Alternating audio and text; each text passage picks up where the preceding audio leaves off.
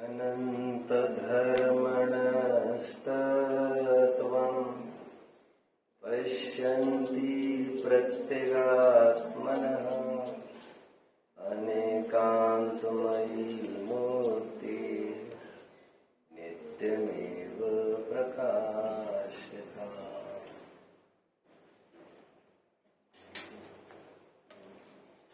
दुर्लभता से प्राप्त इस सुनहरी मानव पर्याय में करने लायक एकमेव कार्य आत्मकल्याण है। आत्मकल्याण के अलावा इस जीवन में कुछ भी करने लायक नहीं है। ऐसी स्वीकृति यह जिनवानी की सच्ची विनय है। इस विश्व से मैं ज्ञानानंद स्वभावी आत्मा भिन्न पृथक हूं, अलग थलग हूं। उनके सुख दुख का अकाउंट अलग, मेरे अड़ोस पड़ोसियों के सुख दुख का अकाउंट अलग और मेरे सुख दुख का अकाउंट अलग। वे मेरे से अत्यंत भिन्न हैं, मैं उनसे अत्यंत भिन्न हूं। ऐसी स्वीकृति जिनवानी की सच्ची विनय है। इस विश्व में मैं ज्ञानानंद स्वभावी आत्मा सर्वोत्तम पदार्थ हूं, सर्वोत्कृष्ट पदार्थ हूं, उत्तम अट्ठम आगा। ऐसी स्वीकृति ये जिनवानी की सच्ची विनय है। वस्तु स्वातंत्र की स्वीकृति, हरेक द्रव्य अपने अपने अभिन्न प्रदेशों में रहता है, कोई किसी में इंटरफियर इंटरप्शन नहीं लाता है। हर द्रव्य का फंक्शन न्यारा न्यारा है, कोई किसी के लिए हेल्पफुल अथवा हार्मफुल नहीं है। ऐसी वस्तु स्वातंत्र की स्वीकृति ये जिनवानी की सच्ची विनय है। समय आने पर हर एक कार्य अपनी योग्यता आने पर स्वयं प्रकट होता है। योग्यता के बिना लाख कोशिशों के बावजूद भी कार्य की उत्पत्ति कभी भी नहीं हो सकती है। ऐसी स्वयं स्वीकृति जिनवानी की सच्ची विनय है। जितना भी दुख मेरे जीवन में है वो मेरे राग द्वेष का ही फल है। आत्म लक्ष्य के पुरुषार्थ पूर्वक इन राग द्वेष का अभाव जरूर किया जा सकता है। राग द्वेष का अभाव करना पराश्रित क्रिया नहीं है, किसी और के अधीन क्रिया नहीं है। ये मेरे ही पुरुषार्थ के अधीन है। ये मुझे ही तय करना है, मुझे दुखी कब तक रहना है और सुखी कब से होना है। ऐसी स्वीकृति जिनवानी की सच्ची विनय है। इसके अलावा जिनवानी के निरूपण में जैसा भगवान ने कहा है हूबहू ऐसा निरूपण करना, उसमें कुछ अपने अभिप्राय की पुट नहीं मिलाना, अन्यथा वचन नहीं कहना, ये भी जिनवानी की सच्ची विनय है। तभी तो टोडरमल जी को मोक्ष मार्ग प्रकाशक के प्रथम अधिकार में लिखना पड़ा, जिन आज्ञा को भंग करने का हमें बड़ा भय है। जैसा भगवान ने कहा है वैसा ही सामने विदाउट अडल्ट्रेशन, कंटेमिनेशन, विदाउट मिलावट वैसे ही आगे प्रचारित करे, ये जिनवानी की सच्ची विनय है। मोक्षार्थियों, आपको भले ही ये लग रहा होगा कि प्रसंग तो बड़ा साधारण है, एक हद क्रिया बड़ी साधारण सी है, बट इस पर बोलने के लिए मैंने बड़ा मन बना लिया है। बात और कुछ नहीं है। 3 दिन पूर्व आप में से एक मोक्षार्थी, परसों ही की बात होगी, I think it may be Arno ji, जब जिनवानी स्तुति का प्रसंग आया प्रवचन के उपरांत, I am not sure was that person, I think it was Jinendra ji, जो भी हो। तो पहले तो जिनवानी को ढोक दी उन्होंने जमीन को हाथ लगाकर, और फिर उसी हाथ से इम्पेशेंटली ही मूड अहेड जिनवानी को पकड़कर उसे विराजमान करने की। प्रसंग इतना सा ही था तो मुझे ये आइडिया आई कि आप नए नए यहाँ पर आए हो, जिसकी आराधना, जिस कोष में हमें डूबे रहना है, जिसकी आराधना हमें यहाँ पर करनी है रहकर 3 साल, जो हमारे रात दिन के भगवान है 3 साल और इसके बाद भी जीवन भर, उस भगवान की कैसे विनय की जाती है, उस जिनवानी शास्त्र की कैसे विनय की जाती है, ये आपको पहले पता होना चाहिए। I thought and therefore it came to me कि सबसे प्रथम संस्कार कक्षा इसी विषय को लेकर हो कि हमारी माँ जिनवानी का हम कैसे ख्याल रख सकते हैं, उसकी कैसे विनय कर सकते हैं। वैसे मैं आपको ये कहूं, इमेजिन करिए एक आदमी को। अब मैं आपको बताता हूं, आपने जो कितने जन ने इमेजिन कर लिया, शाबाश। मैं प्रश्न पूछता हूं आपको, जो इमेजिन आपने आदमी किया है उसके 2 हाथ है? ग्रेट। 2 पैर भी होंगे, छाती हृदय भी होगा और मस्तक नितंब भी होगा। 8 अंग वाला मनुष्य आपने देखा कल्पना में, आपने लूला लंगड़ा तो नहीं देखा क्योंकि फर्स्ट स्ट्रोक में जो भी हमारे कल्पना में बात आई वो वही आती है जो आइडियल होती है। मैं मोक्ष मार्ग प्रकाशक के 339 पेज के मिलता जुलता एक उदाहरण खड़ा किया है। ये कहकर मैं ये कहना चाहता हूं, मानव कहते ही वह मानव हमारे दिमाग में आया जो शोभायमान है, जो सकल सुंदरता को प्राप्त है, और सकल सुंदरता को वही प्राप्त है जो सकलांगी है, one who is not disabled, जो विकलांग नहीं है, जो सर्वांग है, जिसके 8 अंग है। कितने जन मेरे साथ चल रहे हैं? मैं मेरे प्रकरण में प्रवेश कर रहा हूं। ठीक उसी प्रकार जैसे उदाहरण में मनुष्य कहते ही अपने सकलांग मनुष्य को विचारा, वैसे ही सम्यक ज्ञान बड़ा मीठा शब्द है बच्चों। यही हमारी मिठाइयां है। हमारे डाइट की कुछ मिठाइयां, एक्स्ट्रॉर्डिनरी मिठाइयों में प्रधान मिठाई हमारी जिनवानी है। जिनवानी में एक बहुत सुंदर शब्द है, मीठा शब्द है, सम्यक ज्ञान। सम्यक ज्ञान की परिभाषा करते समय ग्रंथों में यह कहा, सम्यक ज्ञानी कौन? सम्यक ज्ञानी कहते ही हमारी इमेजिनेशन में कौन आना चाहिए? तो सबसे पहले यह कहा गया जो आत्मज्ञानी है, जो स्वयं को आत्मा देखता है। आत्मा के अलावा स्वयं को करोड़ अरबपति, 20-25 साल का पुरुष, स्त्री, नौकर, इंजीनियर, डॉक्टर, यह सब कुछ नहीं देखता है। केवल आत्मा जानता है स्वयं को, वह आत्मज्ञानी है। ये तो परमार्थ की बात हो गई, निश्चय की बात हो गई। आज इस पर बोलने का मेरा मन नहीं है। मैं व्यवहारिक कुछ चर्चा करना चाहता हूं आपके बीच में। सम्यक ज्ञानी कहते ही हमारे दिमाग में क्या आना चाहिए? तुरंत व्यवहार से विचार किया जाए तो आगम ज्ञानी, क्योंकि जो आगम का ज्ञाता है, शास्त्र का ज्ञाता है, उसे ज्ञानी कहा जाता है, सम्यक ज्ञानी कहा जाता है।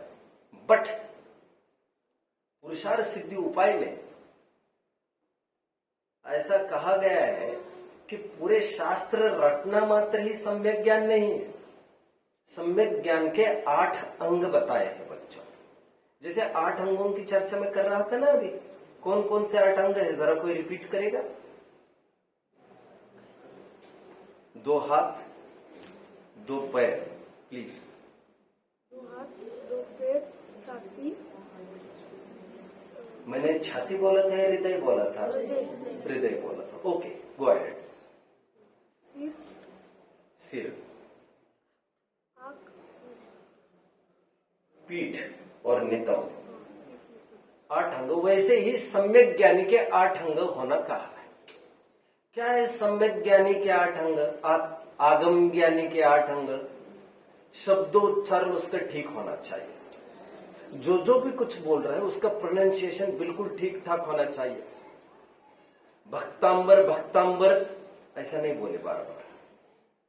भक्तामर वर्ड है, भक्तामर, भक्त प्लस अमर, अंबर कहां से आ गया? इतनी दिगंबरी मत बनो यार। शब्दाचार, इसके ग्रामेटिकल रूल्स फॉलो करो। प्रोनाउंसिएशन आपका एकदम शार्प होना चाहिए। ध्यान रखना, जिन शासन में बताए गए एक एक शब्द मंत्र का काम करता है। नहीं मंत्रोक्षर न्यूनो निहंति विश्वेद नाम, क्योंकि मंत्र का एक भी अक्षर यहां वहां हुआ तो सामने वाले का जहर उतारने के बजाय वो स्वयं पर जहर चढ़ा भी सकता है। मंत्र उच्चारण में सावधान, इसलिए शब्दोच्चारण ठीक चाहिए। शब्दाचार अलग सी चर्चा कभी सम्यक ज्ञान के 8 अंगों पर करूंगा। आज मेरा विषय ये नहीं है, मेरा विषय जिनवानी की विनय है। मैं उसी को आधार बनाकर आगे बढ़ता हूं। पहला अंग कहा शब्दाचार, ठीक ठीक उच्चारण करना। दूसरा अर्थाचार, भावभाषण होना चाहिए। You are not a tape recorder. उभयाचार, अमुक शब्द का यह आशय है, ऐसा तालमेल कोऑर्डिनेशन आपको होना चाहिए शब्द और उसके अर्थ का। उभयाचार। कालाचार, when to read scriptures and when not to read scriptures. इसका भी कोई समय है नियत? हाँ, इसका भी नियत समय है। ग्रंथों को कब पढ़ा जा सकता है और कब वर्जित है ग्रंथों को पढ़ना। कालाचार। उपधानाचार, पास उपधानाचार।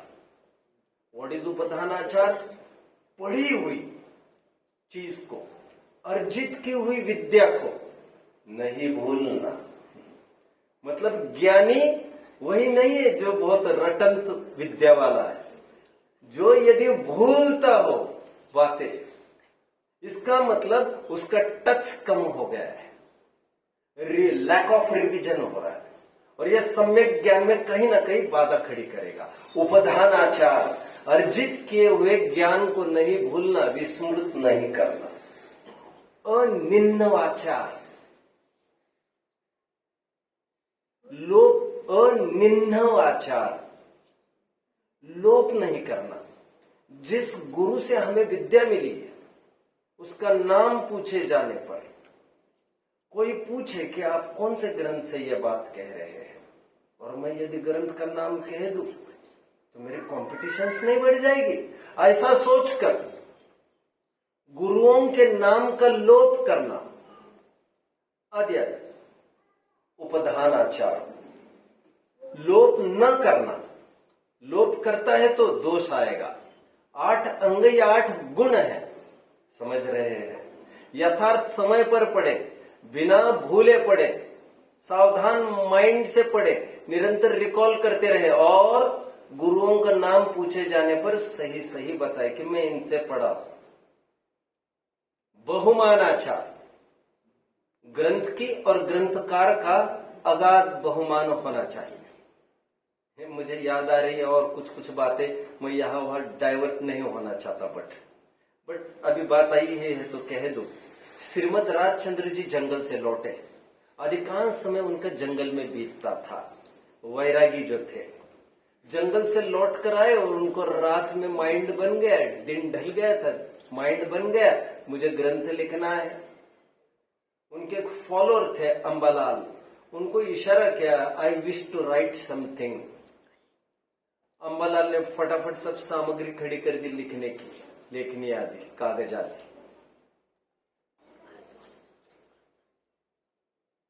और लालटेन जला के अंबालाल खड़े रहे। You will not imagine now कि पूरा ग्रंथ हो गया आत्मसिद्धि शास्त्र। आई थिंक 144 छंद का है, श्लोक का है, छंदों का देख लेना चाहिए। पूरा ग्रंथ कंप्लीट हुआ और अंबालाल के लालटेन हाथ के हाथ में। बहुमान आचार, बहुमान, भैया वहां थोड़ा कर जाऊंगा लालटेन, तो कहीं ऐसा ना हो जाए। उनको स्खलन का अवसर मिले। अंतिम जिस पर आज मुझे फोकस करना है बच्चों, विनय आचार।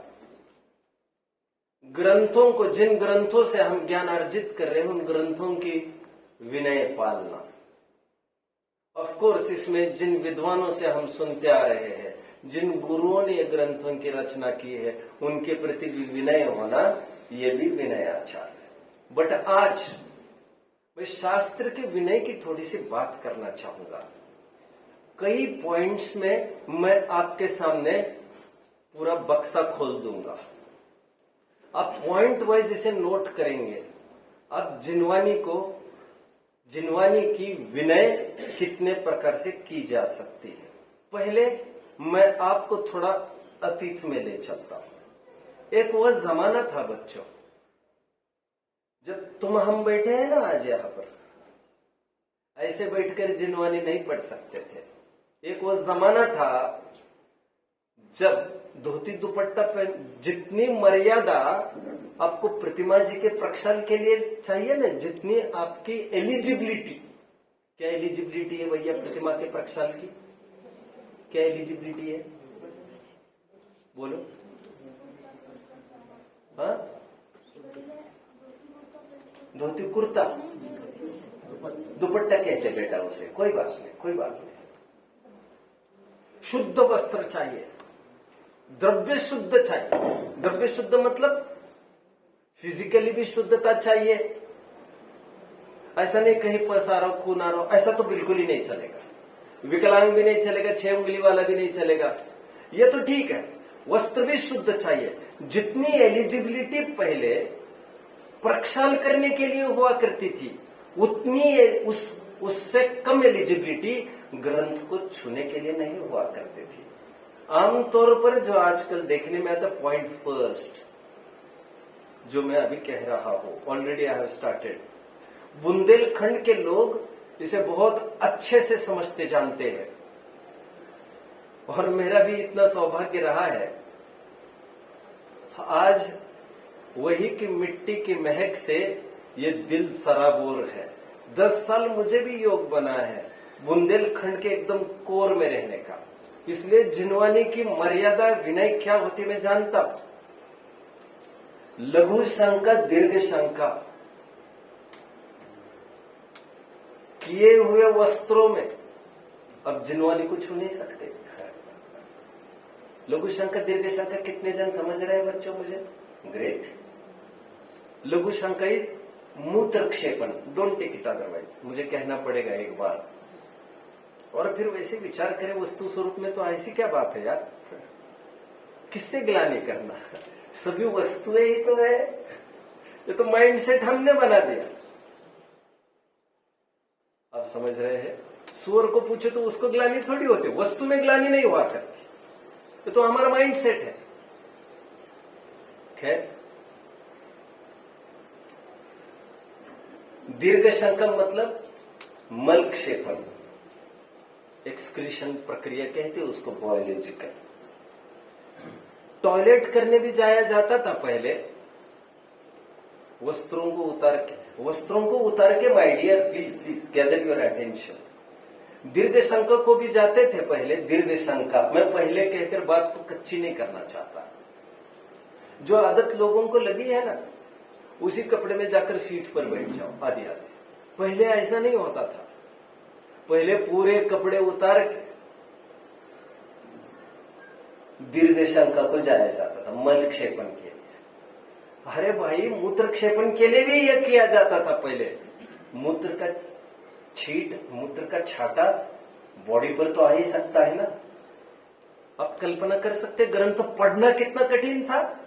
मतलब बाहर आना, जैसे दीर्घ शंका हो गई तो यहां का अधो भाग धो लेना, अच्छे से साफ करना, और बाहर आकर फिर धोती दुपट्टा फिर पहन लेना, वही शुद्ध वस्त्र, और फिर बैठ जाना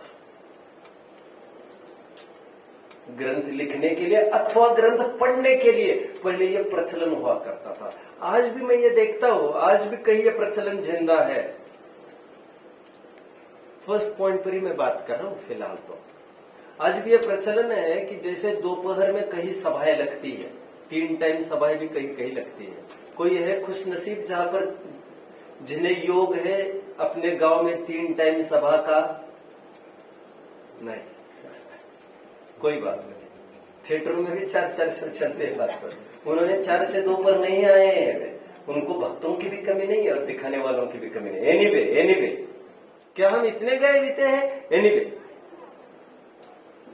आज भी कई ऐसी सभाएं जैसे दोपहर में लेने हैं, प्रवचन होने हैं, तो लोग व्यापार धंधे से भी आ सकते पुरुष वर्ग। अच्छा, रात में भी आएंगे तो व्यापार धंधे से आ सकते पुरुष वर्ग। तो व्यापार धंधे से सीधा आया वो पुरुष वर्ग जिनवानी को नहीं छू सकता। अरे आम चटाई पर भी नहीं बैठ सकता। आम मतलब वो अलग सी चटाई लेगा, एक तरफ बैठेगा ये सोचते हुए कि मेरे वस्त्र अशुद्ध है, क्योंकि आज काफी छुआछूत हो गई। वो क्या है ना, सप्त व्यसनियों के साथ भी उठना बैठना बन गया हमारा। वस्त्र में वैसे तो कोई शुद्धता अशुद्धता वैसे होती नहीं है, मैं जानता हूं, बट हमारे मन में पाप के प्रति भय बना रहे निरंतर कि हाँ ऐसे लोगों के साथ उठना बैठना भी बेकार है। किन लोगों के साथ बच्चों? ध्यान रहे, मैंने किसी जाति प्रजाति का नाम नहीं लिया। जो सप्त व्यसनी है लोग, उनके बीच में उठना बैठना भी बड़ा मुश्किल है। आज आपको अच्छा लग रहा होगा, अल्पकाल में आप ग्रसित हो जाएंगे, उन्हीं की आदतें आप में कैसे घुस जाएगी आपको पता भी नहीं चलेगा। उसके निषेध के रूप में मैं वहां से कंपनी से आया हूं तो वस्त्र भी धुल जाए भैया। ये बात वस्त्र के धोने की नहीं है, ये निषेध है इल कंपनी का, निषेध है कुसंगति का। कितने जन मुझे फॉलो कर रहे हैं? आज भी जिनको आना है सभाओं में, वे पहले घर पर जाते हैं, वस्त्रों को बदलते हैं। वस्त्र का तात्पर्य ऐसा नहीं अंडरवेयर वही रख ली, प्लीज। जो अंदर के वस्त्र है उसको भी, और शुद्धि से ही आए और फिर जिनवानी को छुए। ये पहली विनय जिनवानी की मैंने कही, ये बाहर की शुद्धता एक। और ऐसी स्थितियों में ग्रंथ लिखे गए हैं बच्चों, आप कल्पना कर सकते हैं। मैं उस जमाने में फिर लेके चलता हूं आपको। सोम, आप जानते हो पहले जमाने में जैसे मैं आपको ले चलूं 200 साल पहले, तो मोक्ष मार्ग प्रकाशक की कितनी प्रतिया होगी? क्या अनुमान है आपका? क्या अनुमान है? 50-100। वैसे तो बहुत बोल गया। पूरे भारतवर्ष में, क्या कहा? पूरे भारतवर्ष में भी 50 ग्रंथ होना मोक्ष मार्ग प्रकाशक की बहुत बड़ी बात थी। पूरे भारत की बात कर रहा हूं मैं। सभाएं लगभग ऐसी होती थी कि सैकड़ों सभाओं में से एक सभा में मोक्ष मार्ग प्रकाशक चल रहा है। वे ही विद्वान शुद्ध वस्त्र पहनकर उसको उठाते हैं, पढ़ते हैं और फिर यथा स्थान रख देते उसको। और मान के चलिए, विदिशा का मैं उदाहरण दे देता हूं। एक विदिशा में मोक्ष मार्ग प्रकाशक की वाचना चल रही है और भोपाल वालों को ये लगा, विदिशा भोपाल पास है इसलिए ये उदाहरण दिया। भोपाल वालों को ये लगा हमें भी मोक्ष मार्ग प्रकाशक पढ़ना है, तो महीनों पहले से अर्जी लगा के रखनी पड़ती थी, भैया आपका ग्रंथ होने के बाद हमारी सभा में चाहिए। फिर वो कहता था 20 नंबर अभी शेष है, तो फिर वो कह देता था आज ग्रंथ पूरा हुआ है और आज हम आपको दे सकते हैं। फिर वे लोग 4-5 उस ग्रंथ को लेने आते थे, धोती दुपट्टा पहनकर आते तो कैसे भी होंगे। यहां से धोती दुपट्टा पहन लिया, सिर पर रखा उस ग्रंथ को। आप समझ रहे हैं मेरी बात को? और भोपाल से, विदिशा से भोपाल, इसी विधि से वो ग्रंथ जाता था। ऐसा मत समझिए आप, ट्रकों में लोड कर दिए बड़े बड़े बंडल्स, पटक दिए यहाँ वहां, अभी वो धक्के खाते जाएंगे कहीं भी और पहुंच जाएंगे भैया कल सुबह आपके दरवाजे पर विदेश में जिनवानी पहुंच जाएंगे। ऐसा नहीं हुआ करता था पहले। जिनवानी की कितनी विनय की जाती थी, आप समझ रहे बच्चों? कितने जन फॉलो करते? अभी मैं एक चीज पढ़ रहा था, मुझे बहुत अपील हो उस बात को, तो मैं आपको उस बात को कहता हूं।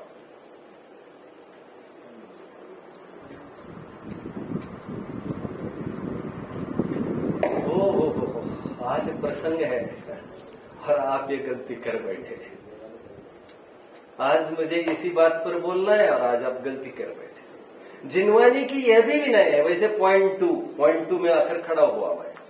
पॉइंट 1 के लिए थोड़ी space, I will need some space छोड़िए, पॉइंट 2 पर आइए। जिनवानी की मर्यादा रही है, जब तक जिनवानी का शास्त्र स्वाध्याय हो रहा है पंखे नहीं हुआ करते थे भैया।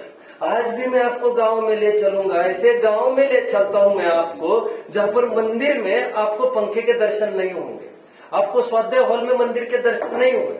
अरे मत लट्टू होइए उन एसी के मंदिरों से, अभी ज्यादा जरूरत नहीं है इतने आकड़ने की तुमको। अब 1 घंटा भी यदि नहीं छोड़ सकते तो आप यकीन मानना ये आपके बस की बात नहीं है।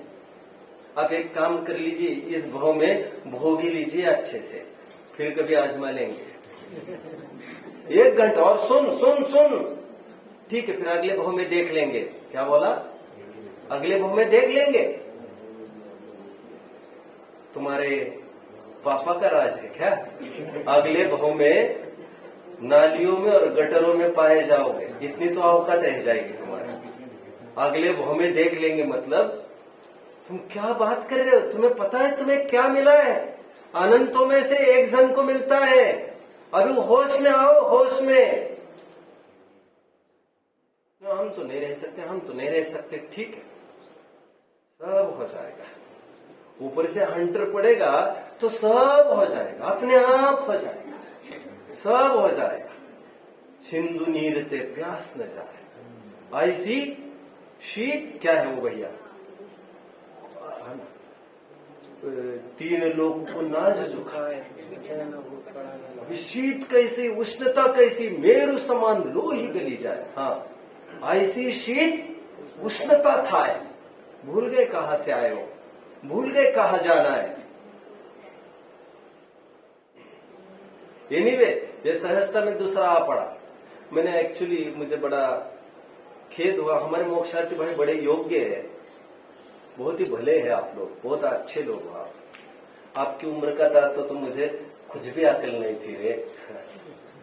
लेकिन यकीन मानना, यदि मुझे कोई समझाने वाला मिलता तो मैं वही उसके चरण धोकर में निहाल मानता स्वयं को। एनीवे, छोड़िए इन बातों को, वे लौटे दिन तो आ नहीं सकते फिर से। मैं कुछ कह रहा था, वैसे स्टम्बल्ड समवेयर, मैं कुछ कह रहा था। हाँ, पंखा का ही कुछ रहेगा। हाँ, गुड, थैंक यू।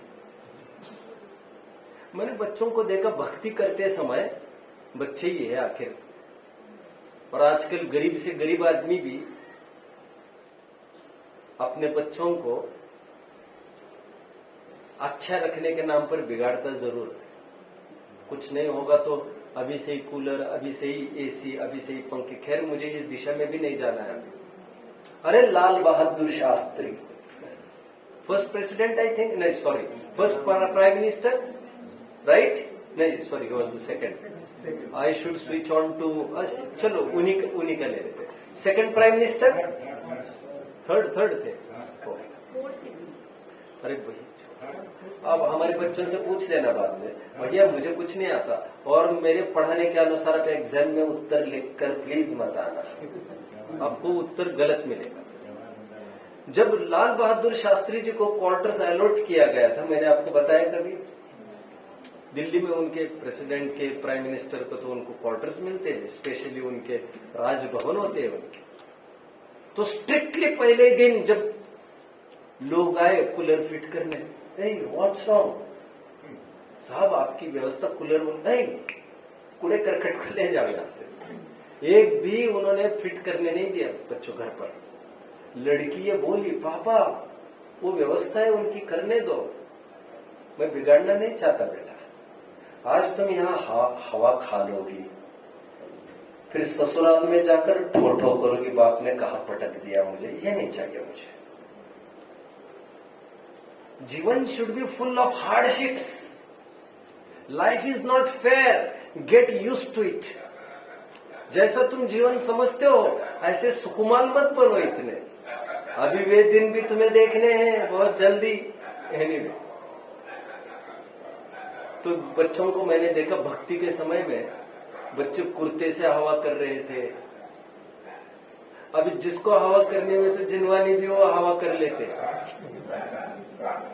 जिस जिनवानी का पर्पज, जिस जिनवानी का उद्देश्य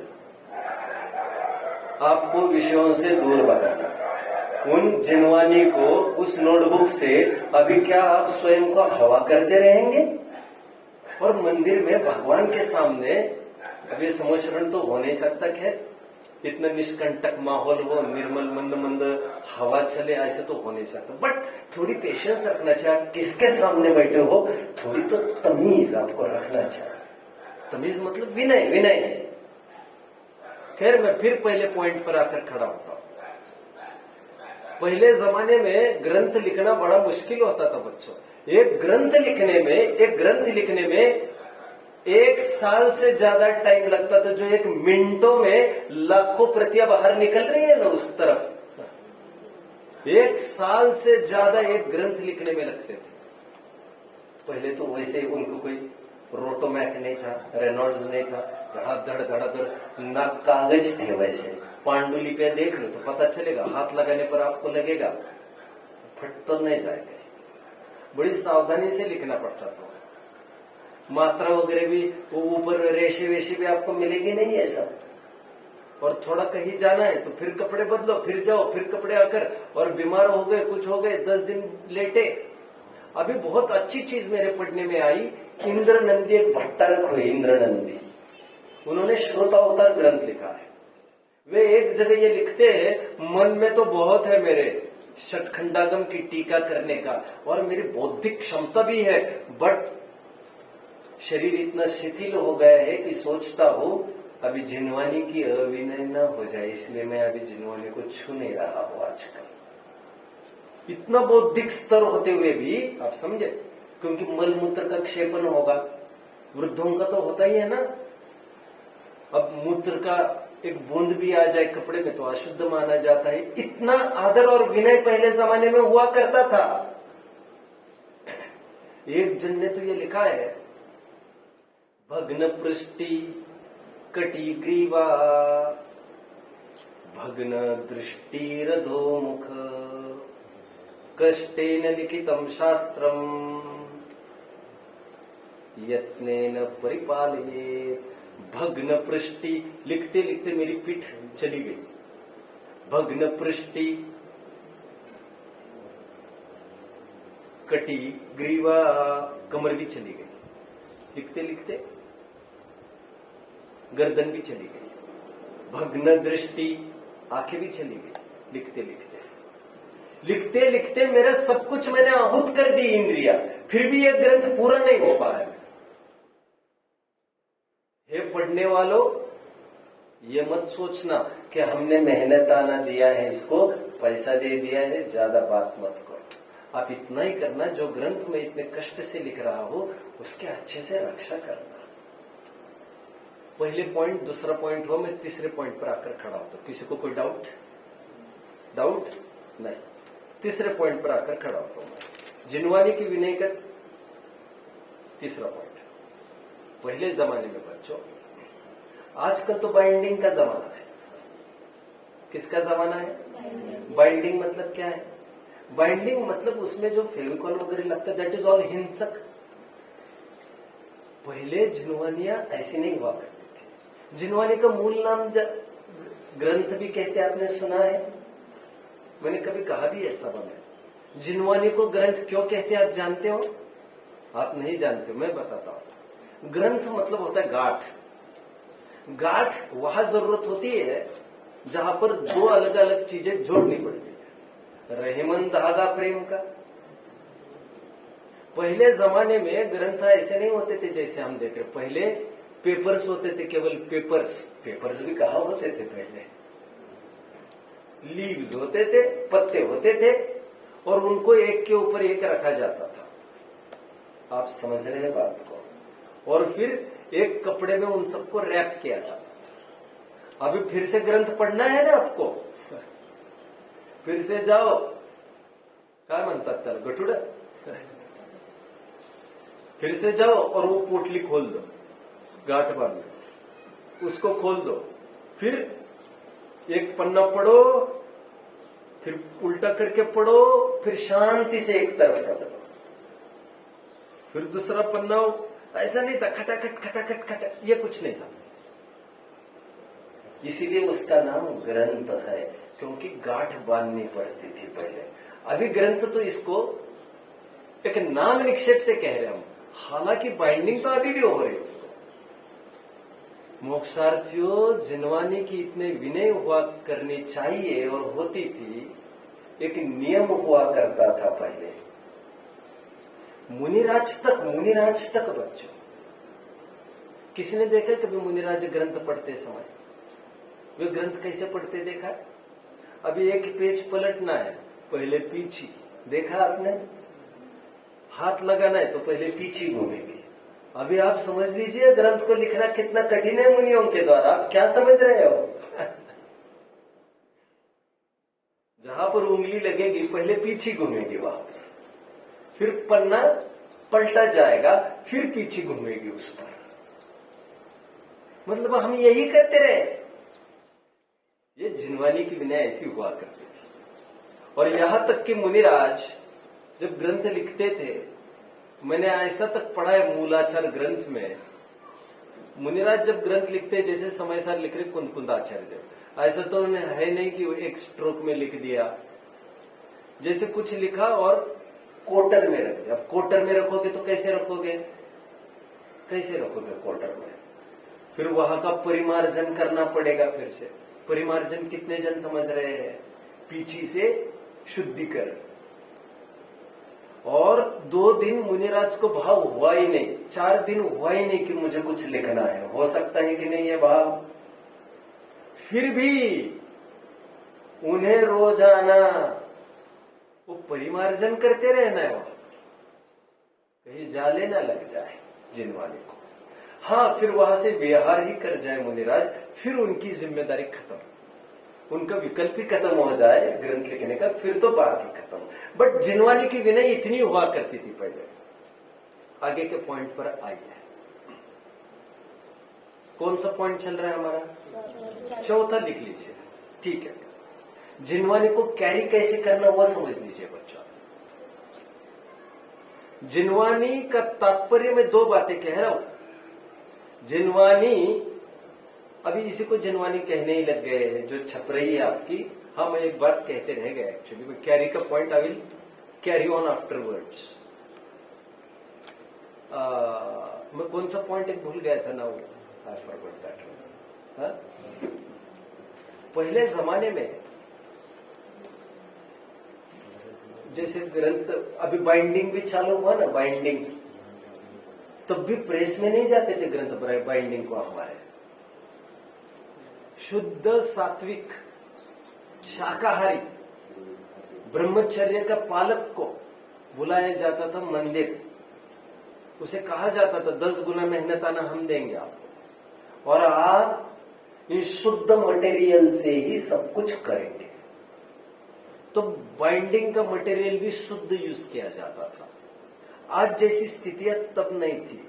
कम बैक टू कैरी का जिनवानी को, जो भी जिनवानी आज आपके सामने मैं जानता हूं, उस स्याही के बनने में, बाइंडिंग के बनने में बहुत हिंसा हुई है।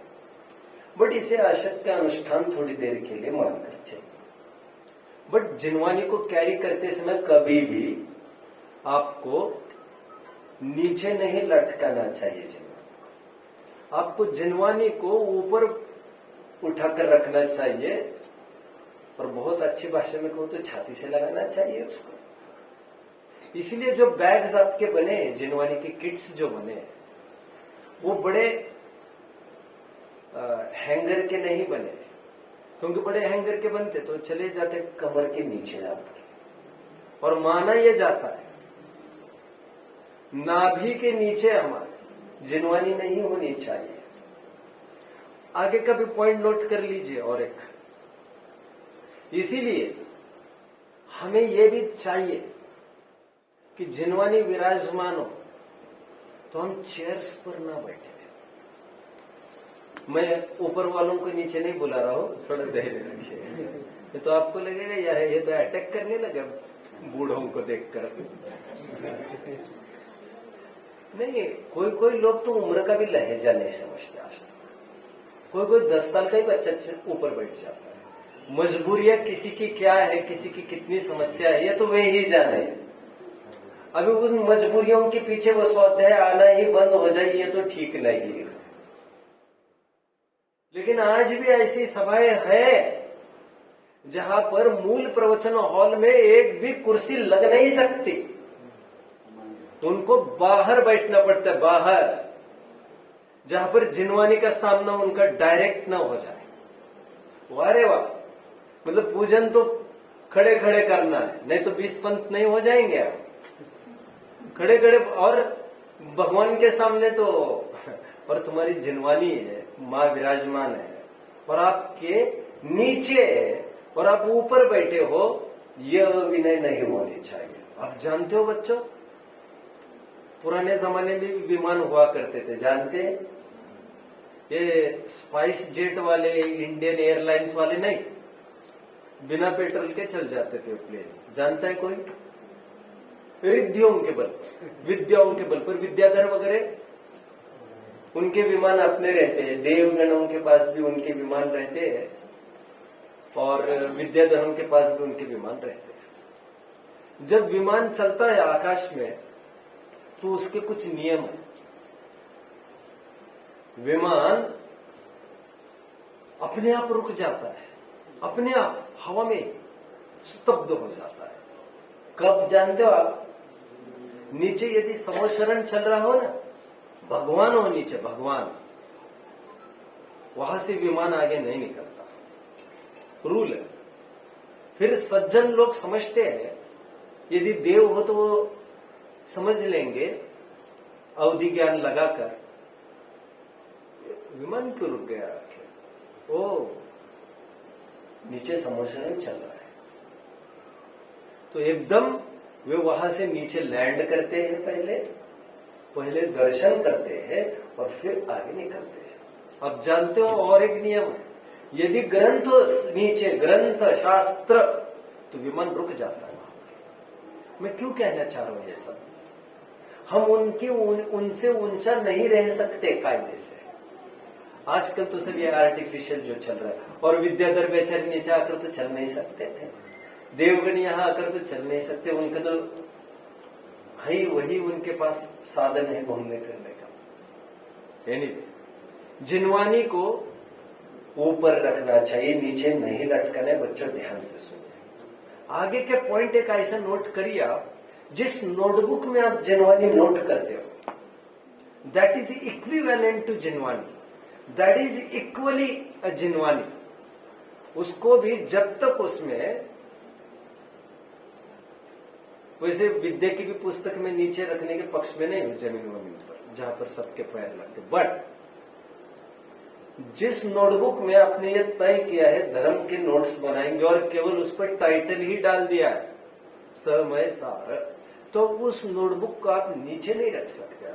उस नोटबुक को भी आपको बहुत केयरफुली हैंडल करना है। ऐसा आपको उस ग्रंथ को, मैं ग्रंथ ही कहना चाहिए, अब नोटबुक को भी उसे नीचे लटकाना हरगिज नहीं चाहिए। कितने जन मुझे फॉलो कर रहे हैं? आगे के पॉइंट में आप नोट करिए, कभी भी जैसे नोटबुक आपकी हार्ड बाउंड वाली हो, तो कभी भी पेन बीच में दबाकर उसको फोल्ड नहीं करना चाहिए। नोटबुक को आपने नोट किया होगा, यदि ऐसा करते हैं तो उसकी जिल्द उखड़ने लगती है एक तरफ से। कितने जन ने नोट किया इस बात को? पेन इतना मोटा तुम्हारा, अभी तुमने जिनवानी के बीच में उसको डाल दिया और बंद कर किया, या तो लगेगा नहीं ढंग से, और उस पर और कुछ चीजें चढ़ा दी तो जिल्द तो फटेगी वो। तो better use book marks for that, जैसे आई हैव विथ मी। आप मुझे ये मत कहना पंडित जी आपका पूरा मुझे चाहिए, we can arrange, but prefer करना चाहिए कभी भी बुक मार्क्स को। क्यों, मैं अभी आपको बताता हूं। क्योंकि जैसे आपको पर्टिकुलर पेज तक आना है, आप कैसे आएंगे? इधर यू विल टर्न, या तो तुम पन्ने पलटोगे। आगे के पॉइंट में लिख लीजिए इस बात को। तो पेजेस टर्न करोगे, बुक मार्क हो तो तब तो कोई बात ही नहीं है। और नहीं होगा तो पेज टर्न भी कैसे करना समझ लीजिए बच्चों, आज अच्छे से समझ लीजिए। If you want to follow this point that will be disappointing for me. लगभग लोग जब अभी जिनवानी है, नोटबुक भी है, जिसमें जिनवानी मतलब मैं दोनों समझ रहा हूं फिलहाल, नोटबुक को भी जिनवानी समझता हूं। पेज टर्न करते समय आप ऐसी उंगली से ऐसे ढकेलना नहीं चाहिए आपको। आप समझ रहे हैं सब मेरी बात को? आपको चाहिए बहुत डिसेंट फैशन में ऊपर से पेज ले ले और ऐसे टर्न कर ले। आप देख पा रहे हो मुझे? जैसे ये जिनवानी, यू शुड डू जैसे ऊपर से पेज उठाया, गेटिंग, फटाफट टर्न करिए, चाहे तो उससे कोई फर्क नहीं पड़ता। अदरवाइज बहुत सावधानी रख सकते हो तो नीचे से भी कर सकते हैं, आपने बड़ी सावधानी से ऐसे किया। बट मैंने जितना देखा है नीचे मार्क पड़ जाता है कॉर्नर में, वो आगे जाकर फिर कट के रूप में बदल जाता है, तो आपको थोड़ा सा इसका ध्यान रखना है।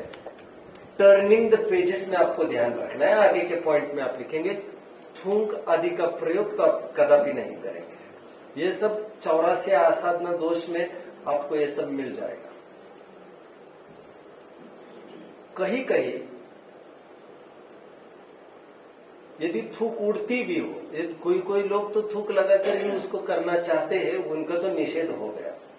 कहीं कहीं तो यहां तक देखने में आता है जिनके दांतों में थोड़ी सी गैप रहती है, जनरली जैसे एजिंग होता है वैसे होता जाता है, तो थूक थोड़ी सी उड़ने लगती है। होता है ऐसा, नेचुरली होता है, बोलते समय थूक बाहर निकलती है। जिनवानी पर भी थूक पड़ेगी। तो कहीं कहीं शीट्स भी बनाए रखी है लोगों ने प्लास्टिक की, जैसे पेज रखा है आपने उस पर प्लास्टिक की शीट रखी, तो बोलते समय कुछ भी करते समय उस पर थूक के छींट न आए, तो ध्यान रहे। तो ये भी एक प्रावधान हो सकता है। नेक्स्ट, यदि आपका नेक्स्ट पॉइंट, कौन से पॉइंट पर खड़े हो बच्चों?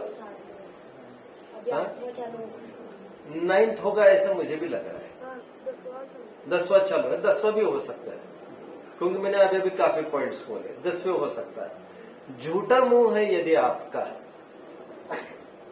भले दूध पिया हो आपने, आपको ये लग रहा हो,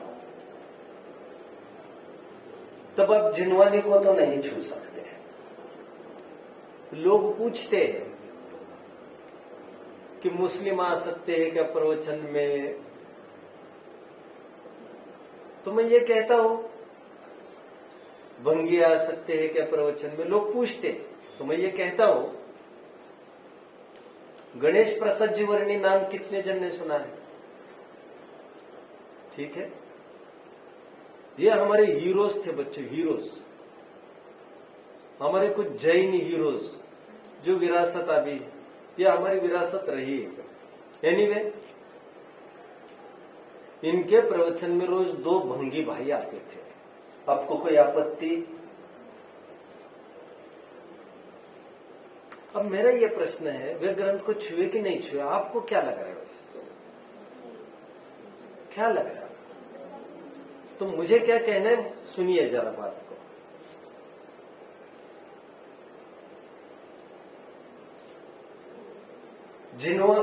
जिन प्रतिमा के प्रक्षाल की एलिजिबिलिटी कथनचित हाँ कुछ ऊंची है, प्रतिमा को छूने के लिए तो विशिष्ट दायरे हैं, ऊपर के और ऊपर के।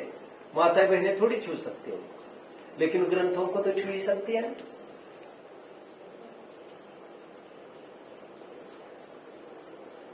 यदि मुंह जूठा नहीं हो उनका और पूर्ण शुद्ध वस्त्र हो,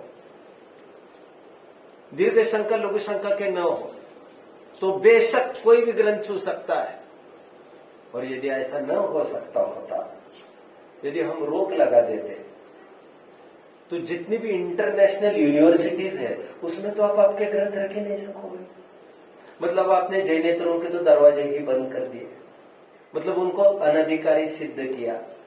इसका मतलब आप भी कुरान नहीं पढ़ सकेंगे, इसका मतलब आप भी वेद को नहीं पढ़ सकेंगे, और सभी जन सबके दर्शन पढ़ सके इतनी सहूलियत तो होनी ही चाहिए। अरे सत्य की खोज ही नहीं कर पाए तो क्या फायदा है फिर जीने में। सबको सबके ग्रंथ पढ़ते आने चाहिए। बचाव के सभी अवसर निरंतर जिंदा रहने चाहिए। रेस्क्यू ऑपरेशंस के अवसर जीवंत रहने चाहिए। कभी किसी को लगा ये धर्म ठीक नहीं है, मुझे एग्जिट करना है, वो उस धर्म में जा सकता है। ये स्वाधीनता स्वतंत्रता बनी रहनी चाहिए। क्या आप भूल गए कभी हजारों की तादाद में भी हिंदुओं ने जैनेश्वरी दीक्षा ली है।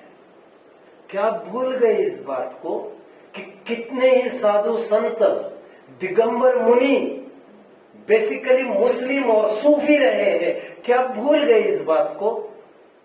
यह दर्शन सबके लिए और हर कोई हकदार है सम्यक तो भी अर्जित करने का और जिनवानी को भी छूने का। बट जिनवानी को छूने की उसकी पात्रता फिजिकली ओके होनी चाहिए। कितने जन मुझे फॉलो कर रहे हो और कितने ही मुस्लिम जन, कितने ही मुस्लिम जैनिज्म के फैन है बच्चों। आपके देखने में है कोई नहीं। एक निजामुद्दीन खान हुए, हमारे सन्मति संदेश में उनके सैकड़ों लेख है, सैकड़ों। हमारा सन्मति संदेश नाम तो सुना ही होगा आपने, पुराने लोग सब जानते हैं। और मेरे सामने पुराने कोई है नहीं अभी फिलहाल। सन्मति संदेश एक जबरदस्त मासिक रहा है बच्चों, जो 50s में प्रारंभ होता, 1950s। जबरदस्त। उसमें एक मुस्लिम निजामुद्दीन खान के लेख भी आते थे, जबकि सभी विद्वानों के लेख रहते थे उसमें। अरे भाई साहब, आप क्या समझ रहे हो, मुस्लिम्स, कितने ही मुस्लिम्स पीएचडी होल्डर होते जैन फिलोसफी। कहा हो ना आपको पढ़ना है और ना पढ़ने देना है किसी को। मैंने आपको बोला है, आपको याद आ रहा होगा, एक बार टोडरमन स्मारक ट्रस्ट का नाम सुना है आप लोगों ने। फैक्ट्री मानी जाते, वहां से विद्वान, आज तक हजारों विद्वान तैयार हुए हैं, हो रहे हैं। मैं समझता हूं हर साल 30, 40, 50 कुछ विद्वान होते होंगे, मैं नहीं जानता, भैया जानता। एक बार वहां पर शीर्ष विद्वानों के बीच में एक मुस्लिम भाई का 6वीं गाथा समय सार पर प्रवचन हुए थे, जिसको सुनकर हमारे विद्वानों ने भी दांतों तले उंगलियां दबा दी थी। कितनी ही समय सार की टीकाएं हिंदुओं ने लिखी, आप कहा जानते हो, क्या जानते हो आप। और वर्णी जी जो जिनका नाम लिया, वे कौन थे जातिगत, वे सब हिंदू ही थे। नहीं, हिंदू तो ठीक रहते भैया, अरे मांस भक्षी हर जगह रहते। Point next. अभी अभी मैं नोट करता हूं, आप क्या करते हो, प्रवचन चलते हुए आप पैर के तलवों को मसाज करते रहते हो। आपको लगता है आप स्पा में आए हो। क्या स्पा ही कहते हो उसको, क्या है, मसाज सेंटर में आए हो आप। कई कई जगह तो बड़ा अचंबा होता है, फोटो ही ऐसे होते, तलवे पर हाथ है और प्रवचन चल रहा है विद्वान का। क्या चाहते हो तुम लोग, उनको आधार बनाकर तुम तुम्हारी लापरवाही को सुरक्षित रखना चाहते हो क्या? उनकी आड़ में तुम पोषण करना चाहते हो क्या? उनकी हुई होगी गलती कभी, और गलतियां तो किसी की भी बख्शी नहीं जाती रे। तुम अभी समझते नहीं हो। तुम जिनको कुछ समझते हो, ऐसा कुछ है नहीं। गलतियां किसी की भी हो, वे बख्शी नहीं जाती। समझते होंगे उनको मुनिराज है या हमारे, उनकी भी गलतियों उनको बख्शा नहीं जाता। पैरों को हाथ नहीं लगाना है, एक स्पेशल पॉइंट। इसीलिए तो मैं बात कर रहा हूं, धोती दुपट्टों में ये सब ढके रहते थे पहले। ऐसा अवसर ही नहीं होता था कि पैरों की तरफ हाथ चले जाए हमारे। और बाय चांस कुछ हो जाए उठकर हाथ धोकर फिर से बैठा जाता था। कल भी यहाँ पर कौन बैठा था हताश सा 3 दिन पहले? I was warning him, Deep right. निरंतर पंजे के साथ खेल रहा था। अब मैंने सोचा यह अवसर अच्छा है, आज का मैं इसी पर मैं बात करूं कुछ। ये सब आसाधना दोष में शामिल होता है। नेक्स्ट पॉइंट, पहले जमाने में जितने ग्रंथ लिखे गए हैं वे सब शुद्ध वस्त्र में, इतना ही नहीं कह रहा मैं बार बार धोती दुपट्टे का जिक्र कर रहा हूं। शुद्ध वस्त्र तो ये भी हो सकते हैं हमारे में, हमने किसी को नहीं छुआ, बट तुम्हारे बाल खुले तो उससे क्या होता है, बाल को यदि गलती से हाथ लग जाए यदि आपके, तो फिर आप ग्रंथ को नहीं छू सकते। उसके बाद बाल साधारण अशुद्ध नहीं माने गए हमारे यहाँ, असंख्यात समूर्जन जीव की राशि मानी गई है उसके आधार से। वैसे आप जानते होंगे नाखून और बाल कुछ ऐसी इम्प्यूरिटीज है, एक खून की विकृति है और एक हड्डी की विकृति है। नाखून और बाल। और आप जानते होंगे मुनिराज के आहार में यदि बाल का कण आ जाए अंतराय, नाखून आ जाए अंतराय, बाल पर पैर पड़ जाए प्रायश्चित। असंख्य जीवों को घात हुआ, तुम उसको उस ऊनी कपड़ों को ओढ़कर ही तुम स्वाध्याय कर रहे हो, तो दैट इज विचारणीय। कितने जन फॉलो कर रहे हो? और बाय चांस बच्चों, इसीलिए बालों में कभी हाथ नहीं जाने चाहिए आपके। बाय चांस आपके बालों को बहुत अनइजीनेस हो सकता है, स्वाभाविक है।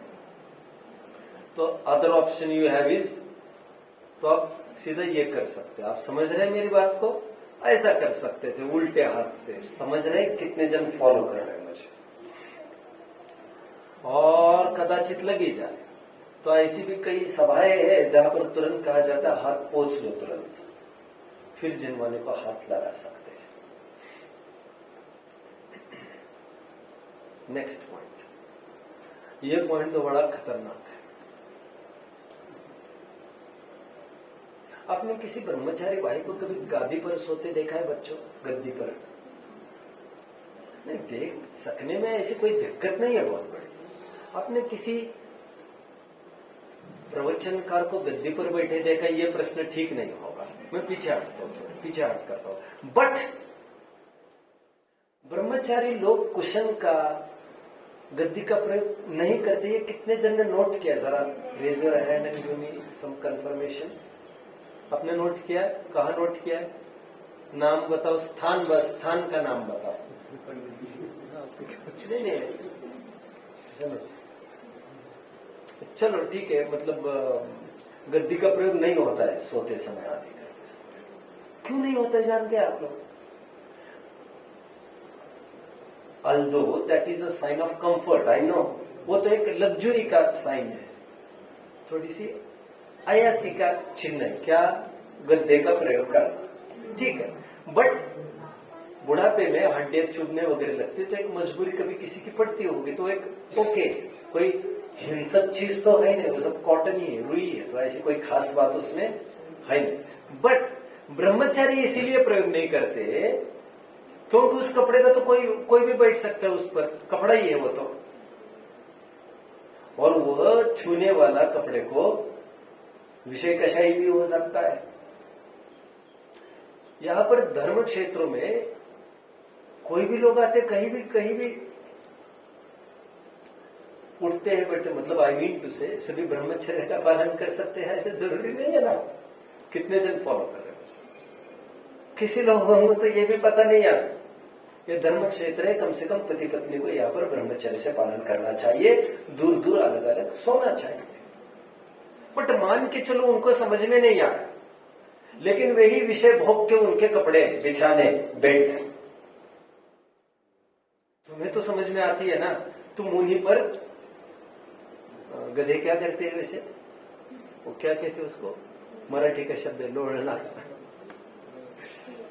अब तुम्हें इतना भी विवेक नहीं है। और आज इसकी खतरनाक पॉइंट इसीलिए ये है आज नहा धो के तो हम फटाफट मंदिर आ सकते हैं निसंकोच, लेकिन शाम को और दोपहर में आने में हमें तकलीफ ज्यादा इसीलिए है क्योंकि उसी गद्दी पर तुम बैठे उठे हो जिस पर तुम सोते हो, और ब्रह्मचर्य का तो तुम पालन करते भी नहीं हो। इसीलिए पहले जमाने में बच्चों, आप आपके दादा पुरखों को पूछ सकते हो जिंदा होंगे ऐसे, तो पहले जमाने में जैसे आज बेड्स दिन भर बिछाए रहते ना डनलोप के, ऐसे पहले जमाने में हुआ नहीं करता था। यदि गद्दी पर सोना भी है ना तुम्हें, तो रात में सोते समय फिर ऊपर से उठाया जाता, रोज का रहता था ये काम, रोज का काम। उठाओ और फिर बेडिंग्स को ठीक करो, फिर उसको सौर सुबह उठते ही उसको रोल करके एक तरफ कर दो गद्दे को, क्यों?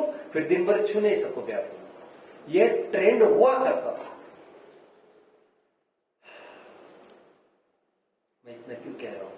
विषय भोगों के वस्त्र नहीं चले वे यूज्ड, इसीलिए मैं कहना चाहता हूं गद्दी पर बैठकर हम अध्ययन नहीं कर सकते धर्म का। यदि फ्रेश गद्दी हो और केवल आपकी पर्सनल गद्दी हो तो इस मामले में मैं कुछ नहीं कह सकता। But if you are doubtful कि भोगियों ने पहले उन कपड़ों का प्रयोग किया होगा, हाँ भैया पहले देखो कोई आया है क्या, तो मुझे थोड़ा संकेत कर देना। आ गए थे कब?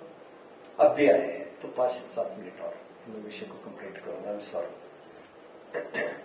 पॉइंट मैं फटाफट पॉइंट बोलते जाऊंगा बच्चों, अभी मेरे पास 2 ही 3 मिनट होंगे शायद, तो आप उसको मैग्नीफाई करना, आप इसको पढ़ते रहना और उसको वैचारिक स्तर पर उसका विस्तार करते रहना। मैं कहने का तात्पर्य ये है, परमार्थ विनय, आत्मा को समझना तो जिनवानी की विनय है ही।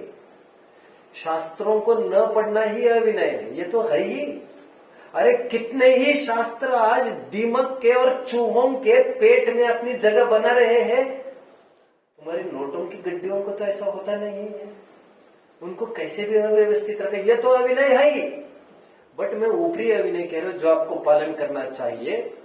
जैसे आप एक दूसरों के, जैसे आप कोई सीनियर्स हो, बड़े गुरुजनों के भी पैर छूते हो ना, अभी पैर छुए आपने, मान के चलो, और आपको स्वाध्याय में बैठना है, तो हाथ में एक जिनवानी है, आप कैसे करोगे? फिर आपने पैर छू भी लिए, अब फिर जिनवानी भी है, तो आपको चाहिए झुककर बस जय जय। और सच पूछो तो हमारी यही मर्यादा है। मैं कितने पॉइंट बता पाऊंगा? एक घटना याद आ रही है, उसको अलग सा पॉइंट का एक स्थान बनाइए, बोलिए प्लीज।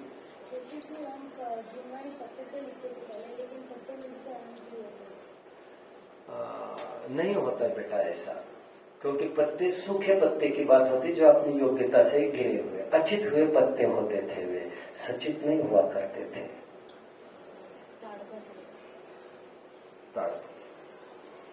एक पॉइंट, गोपाल दास जी बड़ैया एक विद्वान हुए जिनके बारे में मैं अभी जिक्र कर रहा था बच्चों। उन्होंने अपनी एक घटना बताई है, उससे मुझे ख्याल में आता है। मतलब जिनवानी यदि आपके हाथ में है तो आप फुटवेयर भी नहीं पहन सकते। क्या बात कर रहे हैं आप? जूते दूर, आप चप्पल भी नहीं पहन सकते, आपके नंगे पैर होना जरूरी है। कितने जन फॉलो कर रहे हैं मुझे?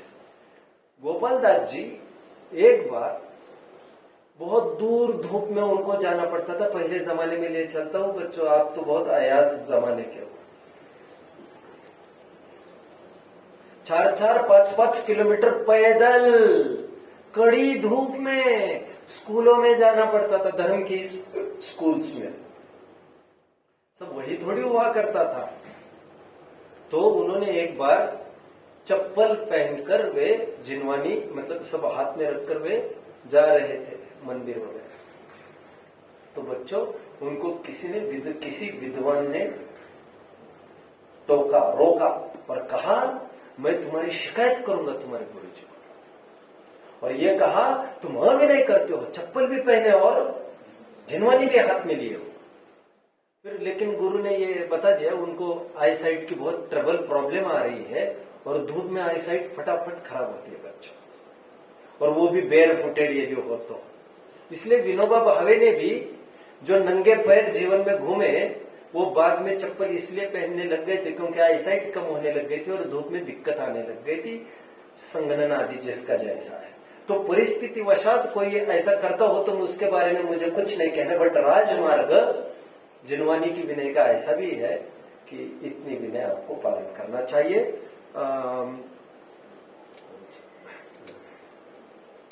जिनवानी पर रुमाल न रखे कभी भी, आपके नोटबुक्स आदि पर भी कभी चश्मा वगैरह न रखे जिसमें पसीने की कोई बात हो, उससे भारी अविनय होती है।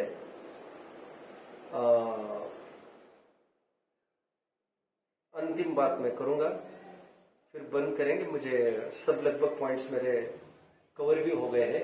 रिसाइकल के बारे में मैं जरूर बताऊंगा। जो जिनवानी फट जाती है, जो कागज यत्र तत्र हो जाते हैं, वे कागज या हवा न चले जाए तो उसको एकत्रित किया जाता है एक जगह, और बेस्ट वे लोग ये पूछते उसका क्या करना, पूछते हैं। तो आजकल बहुत सारे ऐसी साइट्स है, बहुत सारे एड्रेसेस है जो कहते हैं आप हमारे पास भेज दो, हम देख लेंगे। सबसे बेस्ट उपाय है। आप क्या क्या करेंगे छोटे स्तर पर, बट आपको पता होना चाहिए कि वो भी क्या कर रहा है, और ऐसा न हो तो तुम क्या कर सकते हो। तो सबसे बेस्ट उपाय ये है, जलाने में भी उतनी दिक्कत आपको दिख रही होगी, गाड़ने में भी दिक्कत दिख रही होगी, बेस्ट उपाय मुझे ये ख्याल में आ रहा है कि मरता क्या न करता की स्थिति में पेपर फैक्ट्री में चले जाए, जो जैन फैक्ट्री वाला हो, तो उससे होगा ये, कागज बड़ी हिंसा से बनता है एक्चुअली, तो कागज को वैसे ही जला देना बहुत समझदारी नहीं है, मैं समझता हूँ।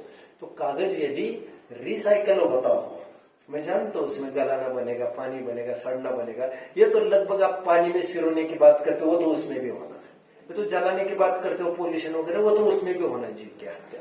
तो मुझे ये ठीक लग रहा है, कम से कम रिसाइकल होगा तो हम कंजर्वेशन ऑफ फॉरेस्ट्स का तो हम सपोर्टिव बन जाएंगे। जिनवानी के विनय करने के विविध आयाम है, मैं आपको कहाँ तक कहूँ, कैसे कहूँ।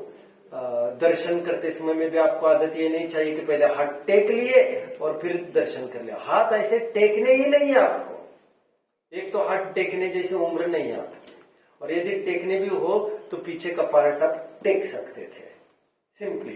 तो पॉजिटिव हाथ जो है आप जिनवानी को छू सकते हो, और भी प्रतिमा को भी छूना है तो आपके ये हाथ जिंदा रहते हैं। आप समझ रहे हैं, काफी कुछ बातें हैं, समय कम है, थोड़ा कहा, ज्यादा समझना। प्यारे प्यारे बच्चे हो, जिनवानी ज्यादा पढ़ते समय, याद करते समय हमको जिनवानी की एटिकेट्स और ये विनय को कभी नहीं भूलना चाहिए। ये मेजर पार्ट जो हम देख रहे हैं आजकल, बड़े बड़े लोग आते हैं, बहुत स्वाध्यायी भी रहते हैं, लेकिन धड़ल्ले से अपनी लैप पर लैपटॉप जैसा उसको रख देते हैं गोदी में। This is not fair. बीच में एक लकड़ी वगैरह रख सकते थे, एक रहल वगैरह रख सकते थे, और फिर भले रख लेते रहल के ऊपर, ऐसा कुछ कर सकते थे वे। आप भी आसपास किसी को ऐसा देखते हो तो आपका फर्ज बनता है उठकर जाइए और उनको रहल दीजिए। और अंकल आप ये यूज कर सकते हो, जिनवानी पैर पर नहीं रखते हैं, ये आपका ही काम है। रहल यहाँ पर 2-5 स्पेयर में हो ताकि आप उनको कह सके। तो इनफ टेबल्स आगे जिससे उनको लैब पर रखने की नौबत ना आए, लेकिन आप प्रेम से बता तो सकते हो बुजुर्गों को भी। कितने जन मुझे आज समझ रहे हैं। ओम नमः।